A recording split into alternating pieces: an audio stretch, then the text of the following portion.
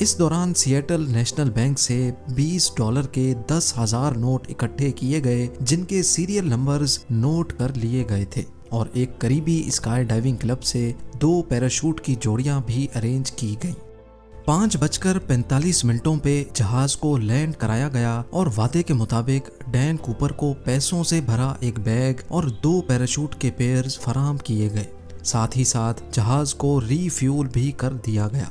अपनी मांगें पूरी करवाने के बाद डैन कूपर ने 35 पैसेंजर्स और 2 फ्लाइट क्रू को जहाज से उतरने की परमिशन दे दी, जबकि पायलट्स और 2 फ्लाइट क्रू को जहाज में रहने का ही कहा। इस वक्त रात हो चुकी थी और जहाज एक बार फिर से टेक ऑफ कर गया। डैन कूपर ने अपने साथ बैठी टीना मकलऊ के जरिए पायलट को कुछ खास इंस्ट्रक्शंस भेजी। वो चाहता था कि जहाज के लैंडिंग गियर्स और फ्लैप्स खुले रहें, एल्टीट्यूड 10,000 फीट हो, स्पीड 320 किलोमीटर पर आवर और जहाज को सीधा मेक्सिको सिटी लेकर जाया जाए।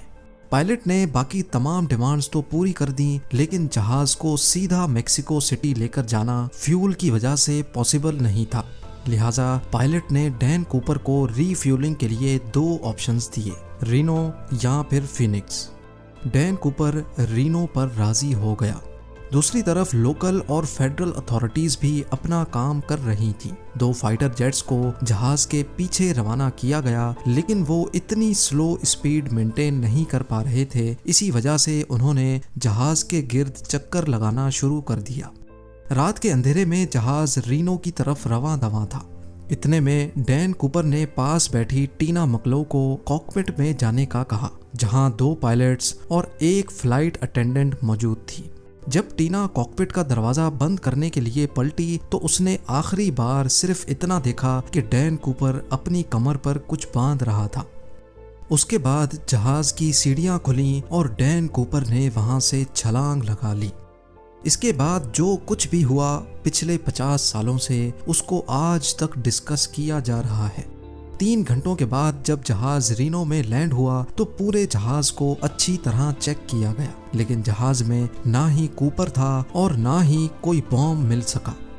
ना सिर्फ जहाज में, बल्कि इस वाक़े के बाद डैन कूपर का कहीं कोई अता पता ना चल सका, ना ही जिंदा और ना ही मुर्दा।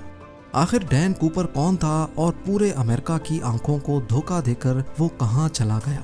ये case federal bureau of investigation का वो केस है जिसको आज तक बंद नहीं किया गया।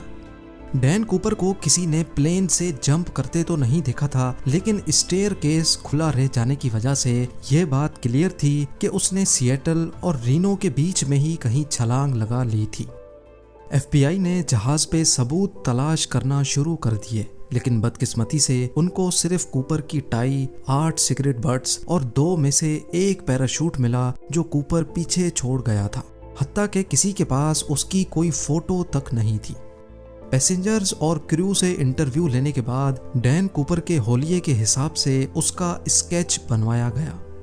इससे पहले कि डैन कूपर को सिएटल और रीनो के बीच में तलाश किया जाता, FBI को ये जानना था कि उसने एग्जैक्टली कौन सी जगह पर प्लेन से जंप किया था। ये जानना ज्यादा मुश्किल नहीं था क्योंकि जहाज ऑटो पायलट पे था, यानी जिस पाथ पर जहाज फ्लाई कर रहा था वो ऑलरेडी रिकॉर्डेड था।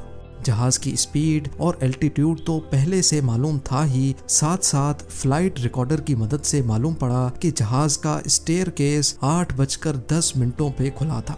इन तमाम इंफॉर्मेशन की बेसिस पे डैन कूपर की ड्रॉप लोकेशन का अंदाजा लगाकर एक सर्च एरिया डिफाइन किया गया।